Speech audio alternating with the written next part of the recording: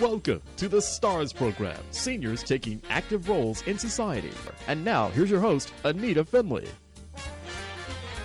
We're very happy to have Lee JOLICOEUR here today because Faith Farm Ministries has been an incredible place for many things.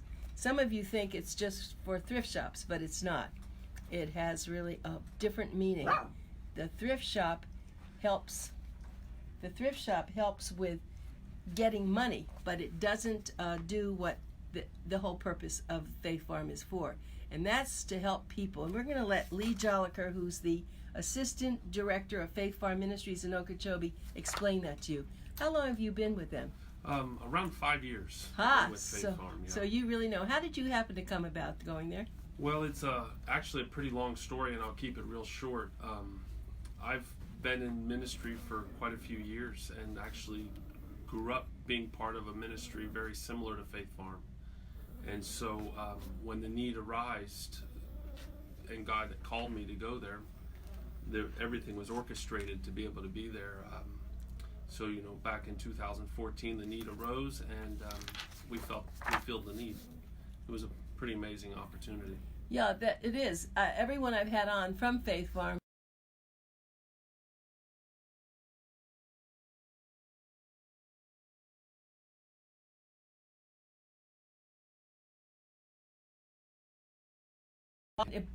it's amazing to me to see what you all do there and how beautiful and creative you are. I mean, I can't tell you how thrilled I am with Faith Farm. So that's how you must feel every day. How many people do you have out in Okeechobee? Well, that changes almost on a daily basis. Right now we have around 60 men in the program.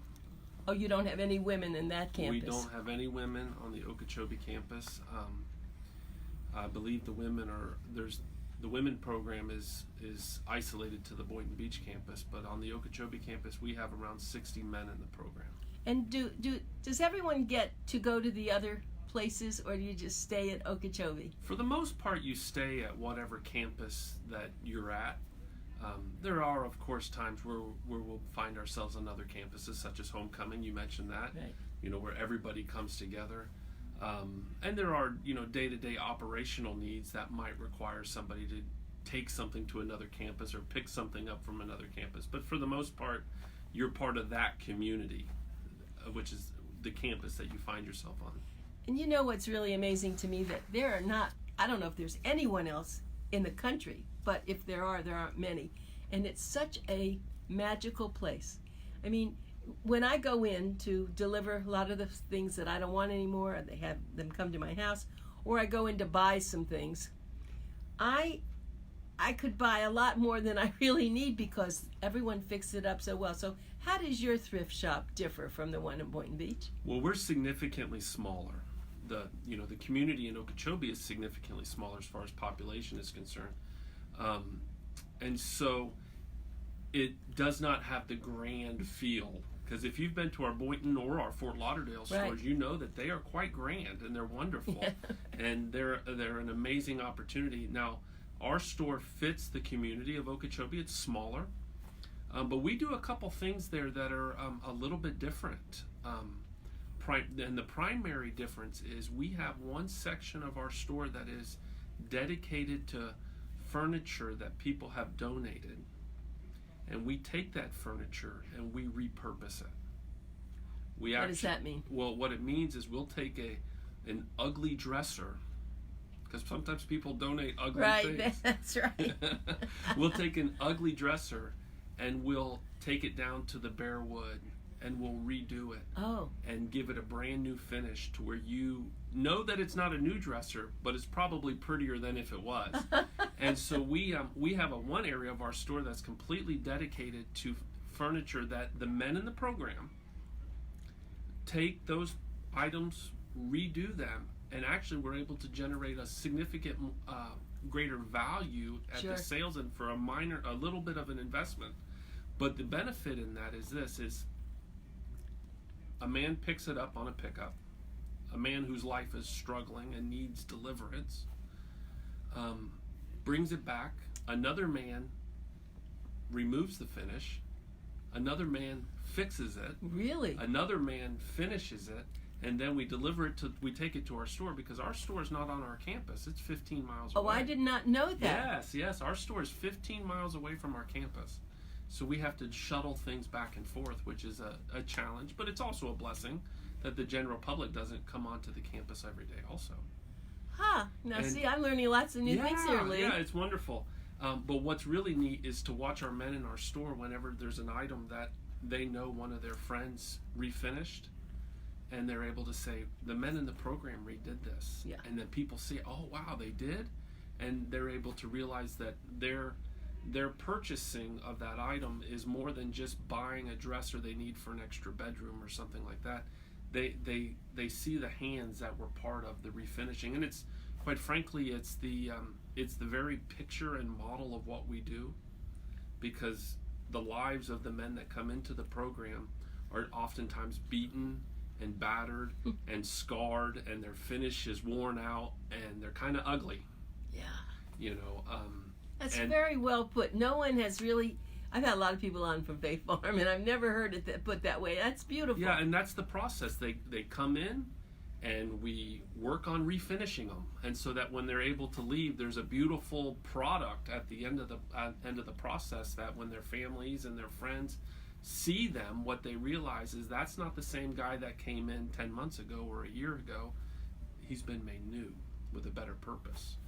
Well, we have someone watching. Seth Levy is watching, but Lee JOLICOEUR, who is the assistant director of Palm Beach I've got to get this. Okay, Faith Farm Ministries in Okeechobee is here with us, and he's explaining a lot of things about how you sell products. But let's go back to what happens, how the men even get there to begin with. Sure. You know, it's an interesting process, because we've had men from, I believe, every state, men and women from every state in the United States have come to Faith Farm. But they come because they have a significant need, because their lives have been destroyed by drugs and alcohol and extreme dysfunction. And so whether it be the courts, oftentimes will court order people. Sometimes it's mama order them. Wife, husband, aunts and uncles. And sometimes it's just the point to where the guy says, I've had enough and I need something to change. And they'll reach out to us. So as far as we're concerned, every man that comes to Faith Farm, regard whether they're court ordered or not, is a volunteer. You know, because they could have gone to prison. Yep. But we offer an alternative. And so every man asks us to come. They ask for what we have. And so when they enter in the program, one of the most amazing things that I hear back repeatedly from men who have entered the program and have been there a little while is they never realized what a loving environment it would be. And they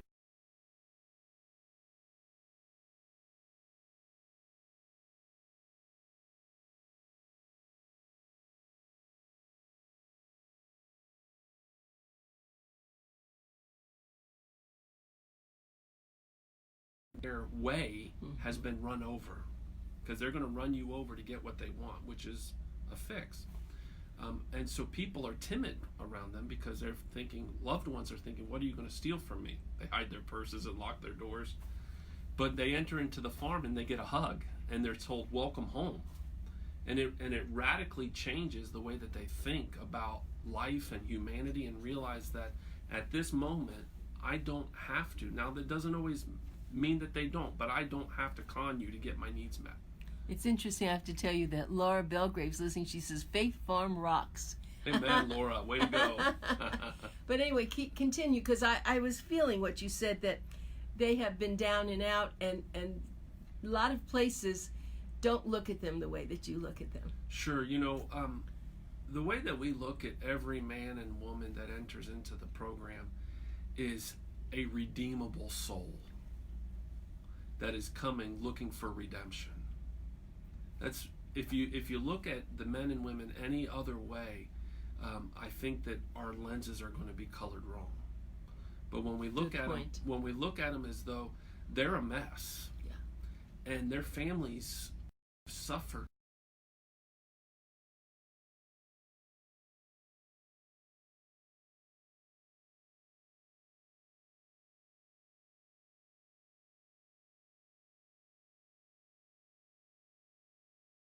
The same that you do out there? You know, we have a core curriculum that all three campuses use the same core, but yet we have some, I don't know the right word, maybe electives that each campus, due to its unique nature, has the ability to interchange things and teach them within the style or within the culture of their own community. And so, yes, our core is all the same, but yet we also have a little different flavor. Well, I was thinking, the people who come out there, are they mostly from farm communities, rural communities, or No. Oh, so that one thing does not have something to do with the other. It has nothing to do with it. You know, But who decides where they should go? They do. They apply to the campus in which they wish to go to. You know, and so if you live in Fort Lauderdale and you don't have transportation and you're living homeless and you need help right now, you're not going to want to go to Okeechobee. You're going to show up on the doorsteps of Fort Lauderdale begging for help. You know, so I would imagine Fort Lauderdale has quite a bit of that. But, you know, we had a man come in yesterday from Tampa. We have a lot of men that come in from Tennessee. So how do they find you? You know, that's a wonderful question. There's a couple of public defenders in Tennessee that love Faith Farm Okeechobee, and they send us 4 or 5 men a year that are in legal issues, and many of them get their lives turned around and are doing wonderfully. You know, we hear from them later down the road, so it's quite a neat thing to see that happen. How did you first find out about Faith Farm? Wow. You said you've been here, 5 years? I have, but what's interesting is I grew up in Okeechobee. And Faith Farm has a sister ministry, let's call it, named Dunklin Memorial Camp, that is in Okeechobee too, but it's more in the swamps and way out in the woods. And the two founders, Reverend Eastman and Mickey Evans of Dunklin, they were friends. And so when they started Faith Farm in Okeechobee, Reverend Eastman went to Mickey Evans and said, "Mickey, the Lord told me I'm going to buy a ranch in Okeechobee and you're going to find it." And in 48 hours, they found it. You know, Lee, I just have to interrupt you a minute.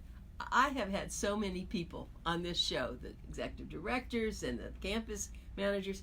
I've never heard this story. Well, I love your being here. It's an amazing story because when I was a child, my family went to church at Dunklin.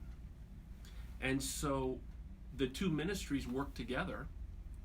And so the very first director of the Okeechobee campus had a son my age.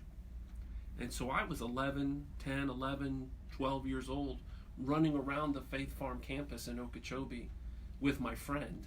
So I've been around that campus since I was a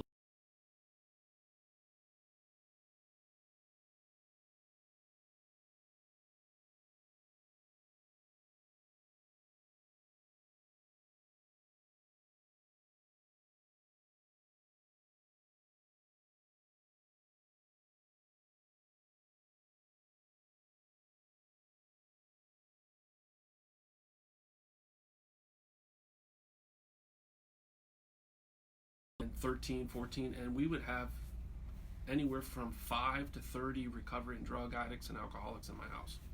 Amazing. Now looking back, that was insane.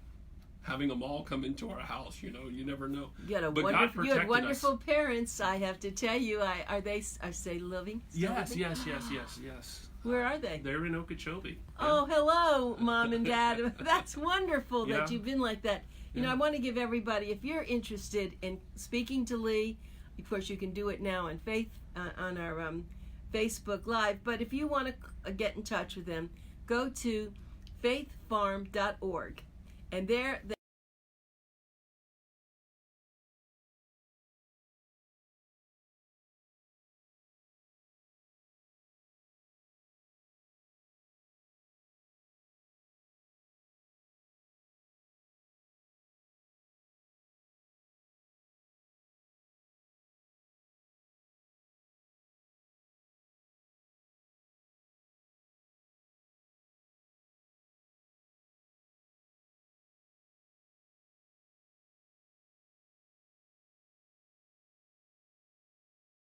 of donations. I always ask people to leave in their will, leave money to faithfarm.org. But I also suggest that you go there and you do donate, not only money, of course, but your goods that you don't need anymore. And some of them are very good. They come in and they're new. They just don't use them. So go through your closets and find all those things you haven't used. Or you can, and they'll come and they'll pick them up for you if you prefer.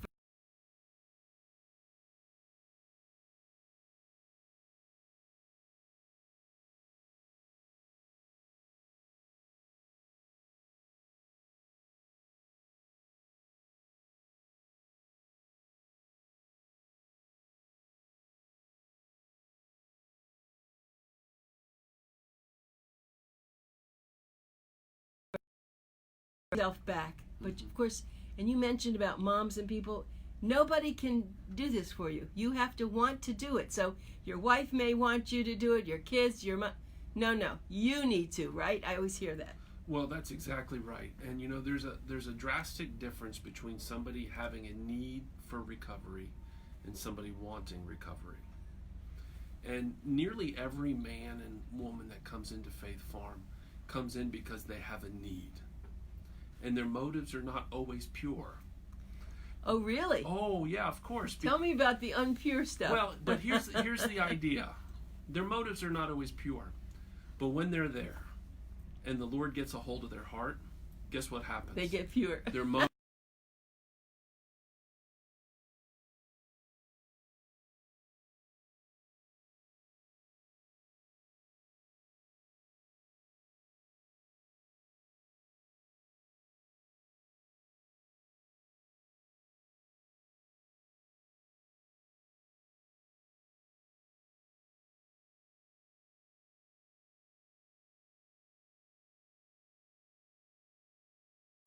and right now, his wife and his child and the staff of our campus want his recovery for him probably more than he wants it.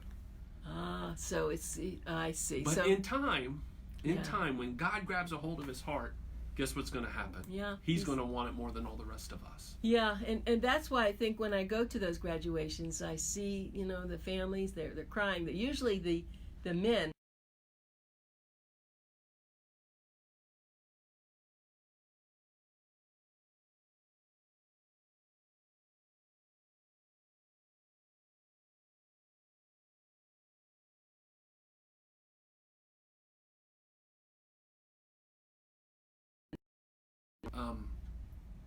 Drug addiction is a very selfish behavior pattern. But when they get there and they realize that somebody loves them, and then they start to learn to love themselves, and then they start to learn to love other people, it is amazing to see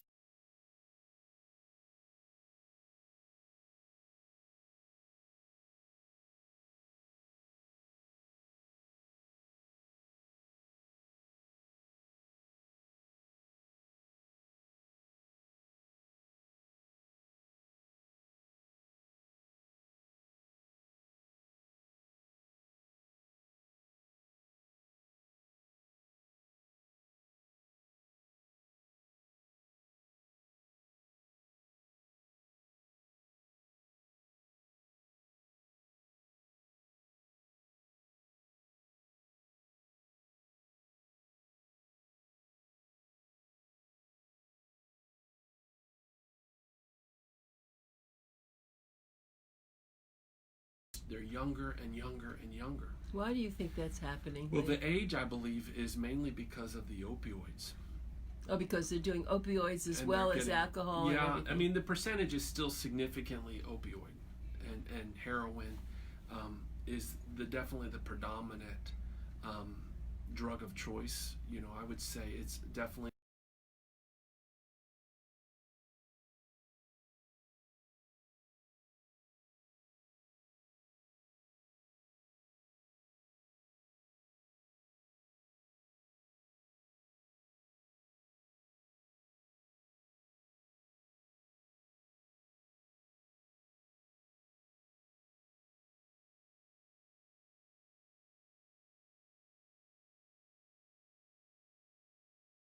have bunnies in our yards and deer in our yard, and it's a wonderful, beautiful paradise, quite frankly. We have much limited access. So if they get it, it's because of one of their taskings may require them to leave campus, or maybe a family member brings it to them, or because we only allow family to visit. So it's why would they do that? It's a great question. It doesn't happen very often. In the last 5 years, I don't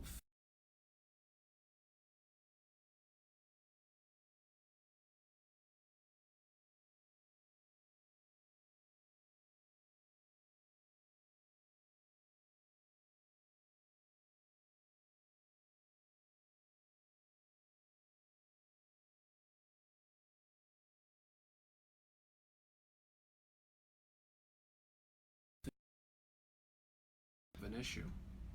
Okay, so I have people writing all sorts of things on Right. this. This one, let's see what, I think this is Laura says, this opioid crisis is real, but there's a caveat. Studies have shown that elderly people who rely on them and then find something, and I can't read the rest of what she said there because it's too small a screen.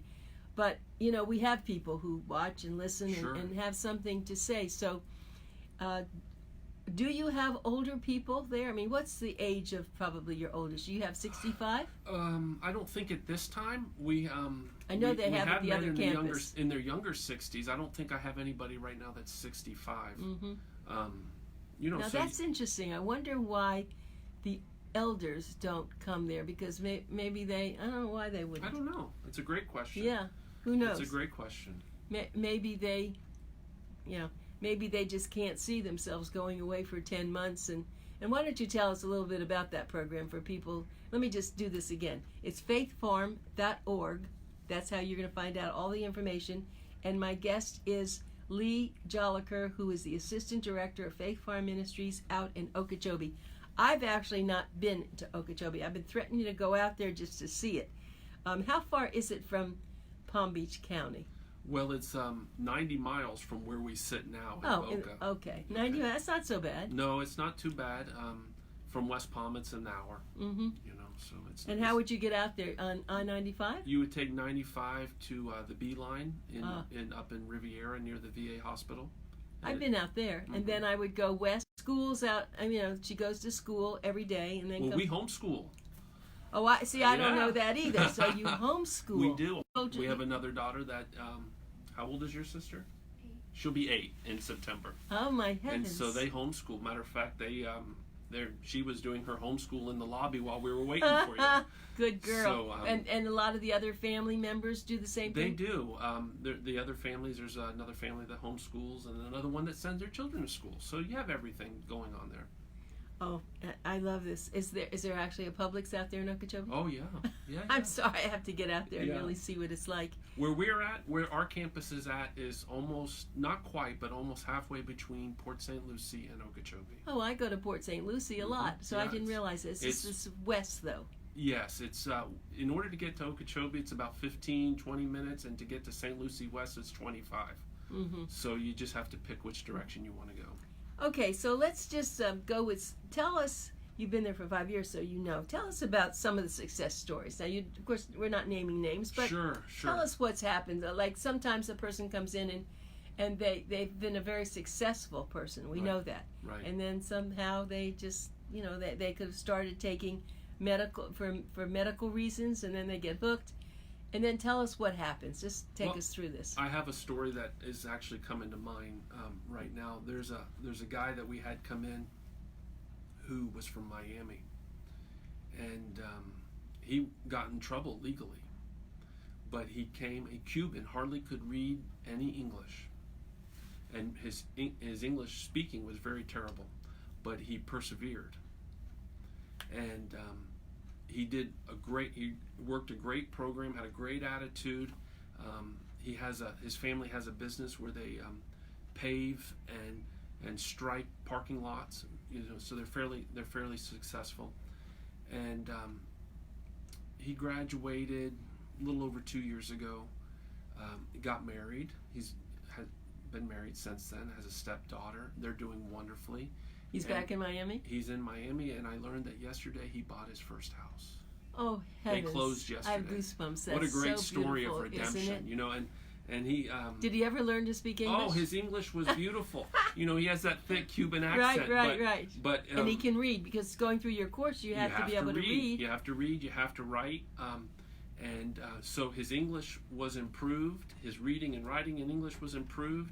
His life was restored. So there was so many beautiful things that I just saw this yesterday, that him and his wife bought their first house. Lee, that is so beautiful. I thought that was fantastic. It was. That's just fabulous. What a great story. Well, I guess we're going to be ending it with that. And I have to just tell you that I'm so glad you came today. I have been doing this with Faith Farm for a long time. And this is like all new for me. Not all, but a lot of it. And I appreciate your coming here, Lee. Really. Welcome. Thank you so much. And everybody get through to faithfarm.org and see what you can do to help them. Very good. Thank you.